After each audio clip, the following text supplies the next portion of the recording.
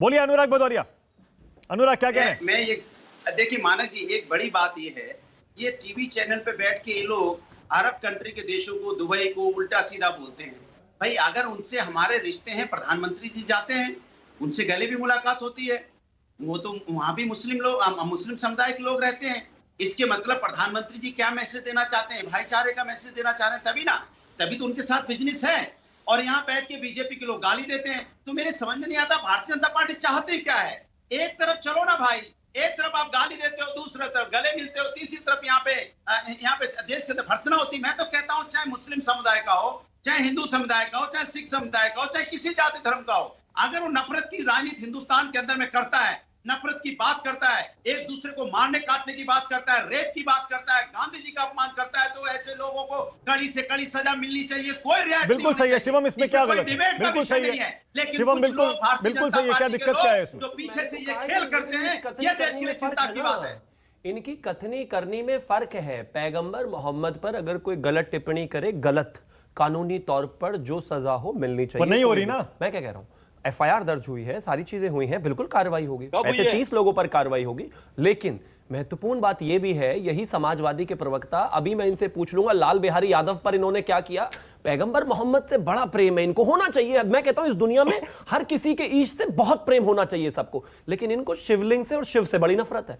इतना नफरत हो गई है इनको, इतना नफरत हो गई है कि लाल बिहारी यादव इनके एमएलसी, मैं उनकी वीडियो सुना भी नहीं सकता अभी। अनुराग तो शिव भक्त है, तो ये शिव भक्त है, तो निकलवाते क्यों नहीं? ये तो बड़े करीबी अखिलेश जी के फोन करके अभी निकलवाए उन एमएलसी को।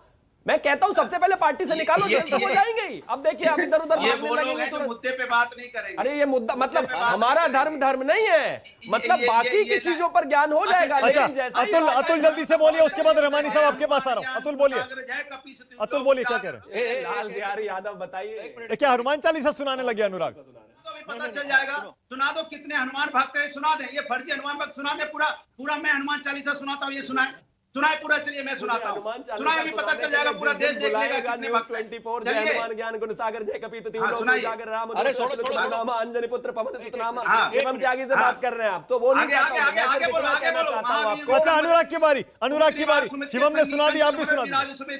कानन कुंडल कुंचित केस। आगे बोलो, मैं आगे बोलूंगा।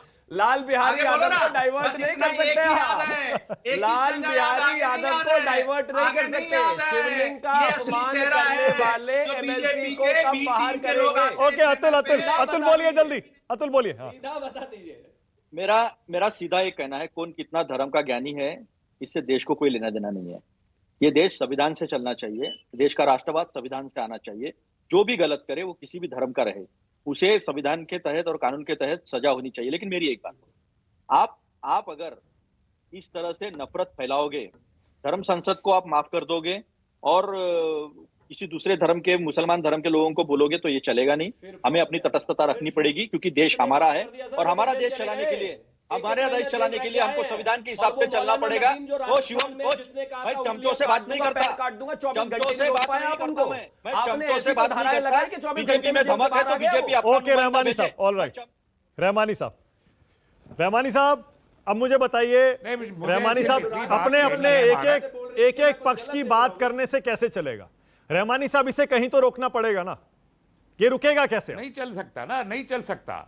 नहीं, भारत में तो चल ही नहीं सकता, और ये भारत का डीएनए नहीं है कि यहाँ एक पक्ष की बात हो। इसलिए देखिए, मैं मुस्लिम पर्सनल लॉ बोर्ड का सबसे बड़ा मुखालिफ मैं हूँ। उन्होंने कहा शुरू में कि ईश निंदा कानून आना चाहिए, मैंने मुखालफत की है, क्योंकि देश को जरूरत नहीं है ईश निंदा कानून की। ईश निंदा कॉन्सेप्ट नहीं है इस्लाम में, लेकिन उन्होंने कहा जो गलत था। अब यहाँ पर अगर संगीत रागी जी बैठ के बात करेंगे कि वो एक धर्म और फिर वो अरब को और दुनिया को उसमें ले आएंगे, इसका मतलब सीधा ये होता है कि संगीत रागी, चूंकि वो आरएसएस से बिलोंग करते हैं, सीधा अब सॉल्यूशन की बात करें, सालों से यही बात कर रहे हैं, पूरे हर चैनल पे यही बात करते हैं। और जिस ये होता है कि कुरान जो है वो ऐसा, वो ये सिखाता है, मदरसे ये सिखा देते हैं, इस्लाम ये सिखा देता है, तो आप इस्लाम को गाली दे के इस देश का कौन सा माहौल देना चाहते हैं, ये आरएसएस के लोगों को जवाब देना चाहिए। और एक बात आखिर में कह दूं, 200 साल से आरएसएस की जो आइडियोलॉजी, आरएसएस का वजूद 98 साल का है, लेकिन ये आइडियोलॉजी 200 साल से है।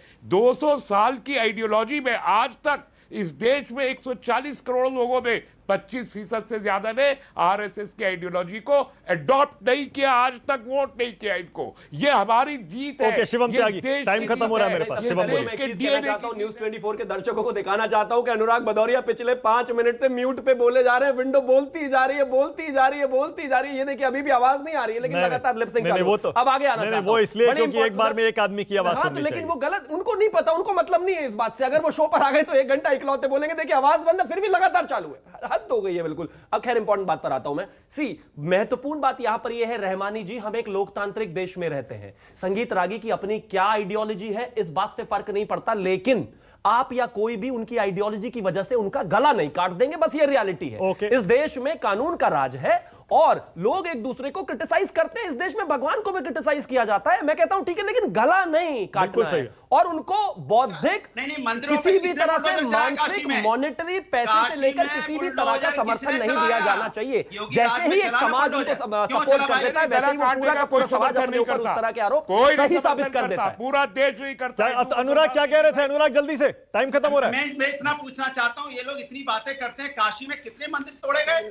100 से ज्यादा मंदिर तोड़े गए कि नहीं तोड़े गए? फिर जवाब हाँ या ना बता तोड़े दीजिए। नहीं गए मेरे बुलडोजर हिंदू चला के अनुराग मंदिरों पे। भदौरिया, तोड़े आपके नहीं पास गए। जवाब नहीं होता है। उस धरोहर को बुलडोजर संजो के चलाओगे, सारी की सारी लोगों को 500 साल आकर पुरानी देंगे। मूर्तियां okay, 20 second Atul, Atul 20 second, Atul 20 second. कैसे हिंदू हो आप? हद देखिए अतुल, मतलब देखिए मंदिर तोड़े गए। देखिए, चाहे कौन वो सी मुगलिया हिंदू हो, सल्तनत चाहे की वो बात कर मुसलमान हो, चाहे वो हिंदू हो, चाहे वो मुसलमान हो, अगर वो कानून का उल्लंघन करता है तो इस देश में संविधान है, संविधान सबसे ऊपर रहना चाहिए। ये ऐसे चमचो चुमचो को लाकर देश का वातावरण खराब हम होने नहीं। ये मुझे समझ में नहीं आता, आपका बौद्धिक स्तर कहां पहुंच गया है। अपनी ही बेहुदी बात पर हंस भी रहे हैं। कमाल की बात है, अगर तर्क नहीं होता ना तो डिबेट में मत आया नहीं, करो। बिल्कुल। मुझे कुछ नहीं होने Not वाला। done, not ये allowed, not done. निहायती बेवकूफी भरी बात है। लेकिन मैं आपके लिए इतना कह देना चाहता हूं, जिस संविधान की दुहाई दे रहे हैं ना, इस संविधान की एक्सरसाइज सही से करके कन्हैया को अगर बचा लेते ना तो यहां इतना क्लैरिफिकेशन देने की ओके, आवश्यकता मेरे नहीं पास थी। टाइम खत्म हो गया है। बहुत धन्यवाद राष्ट्र की बात में आने के लिए, बहुत धन्यवाद राष्ट्र की बात में आने के लिए। शिवम त्यागी, संगीत रागी, रहमानी साहब, अनुराग भदौरिया और Atul, thank you so much. छोटा सा ब्रेक ले रहा हूं, खबरें जारी है। नमस्कार, मैं हूं मानक गुप्ता। अगर आपको हमारा ये वीडियो पसंद आया हो तो इसे लाइक और शेयर जरूर करें, और हां, हमें सब्सक्राइब और फॉलो करना ना भूलें ताकि आप देश और दुनिया की कोई खबर मिस ना करें। तो जुड़े रहिए हमारे साथ और देखते रहिए न्यूज़ 24।